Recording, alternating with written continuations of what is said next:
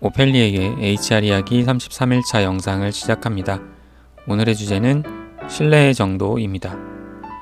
HR에 있어 신뢰라는 단어는 중요한 주제입니다. 동료와 동료, 리더와 구성원 등 상호작용해서 서로를 믿고 일을 하는 기업과 그렇지 않은 기업이 있다면 두 기업의 모든 조건이 동일하다 하더라도 그 생산성에는 가시적인 성과의 차이가 있을 겁니다. 저는 이런 경험이 있습니다. 제가 있었던 기업은 인사팀이 2개 팀으로 구성되어 있었습니다. 서로 다른 법인의 인사팀이지만 가족회사로 실제로는 거의 같이 움직이고 있었죠. 당시 주 40시간 제도가 본격적으로 시행되는 시점이었는데 당시 저는 주 40시간제 시행에 대해 미리 검토하고 연차휴가 촉진제도 시행에 대한 준비를 해야 한다는 보고를 했습니다. 제가 속한 인사팀의 리더와 다른 인사팀 리더분이 본부장님실로 들어가서 같이 논의를 하고는 우리 회사는 해당 제도 시행을 하지 않기로 결정을 합니다. 저는 그렇게 전달을 받았죠. 이후 몇 개월이 지나고 다소 충격적인 이야기를 만나게 됩니다. 제가 몇 개월 전에 보고했고 하지 않기로 했다던 연차 촉진 제도를 그 당시 할 필요가 없다고 주장했던 다른 인사팀 리더가 준비하고 있다는 이야기였죠. 그것도 자신이 개정법령에 맞춰 검토하고 준비한 것처럼 말이죠.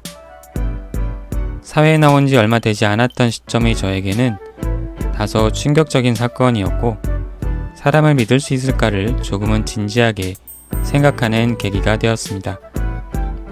이 사례만 놓고 보면 사람을 믿으면 안 된다라는 결론으로 이어져야 하겠지만 이 사건 이후 저는 50%만 믿는다라는 하나의 룰을 정하게 되었습니다.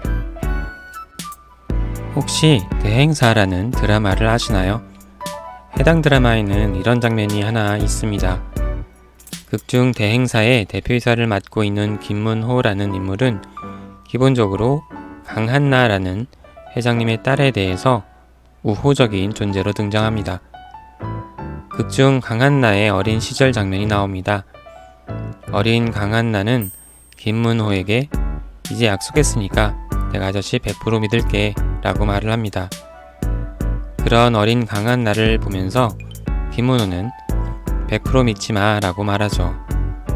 사람을 100% 믿으면 나중에 상처받을 수 있다고 말이죠.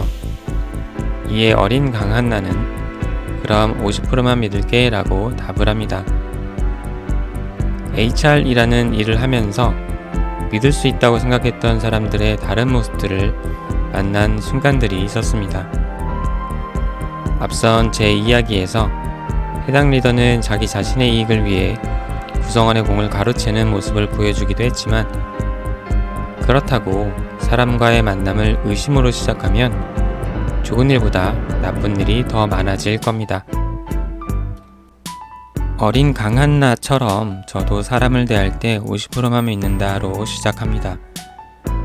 누군가와 일하는 시간 속에서 누군가에 대한 신뢰는 50%를 넘을 수도 있고 50% 아래로 낮아질 수도 있을 겁니다. 특정 상황에서 누군가는 믿을 수 있지만 동일한 사람이라도 다른 상황에서는 선뜻 믿고 가기 어려울 수 있습니다.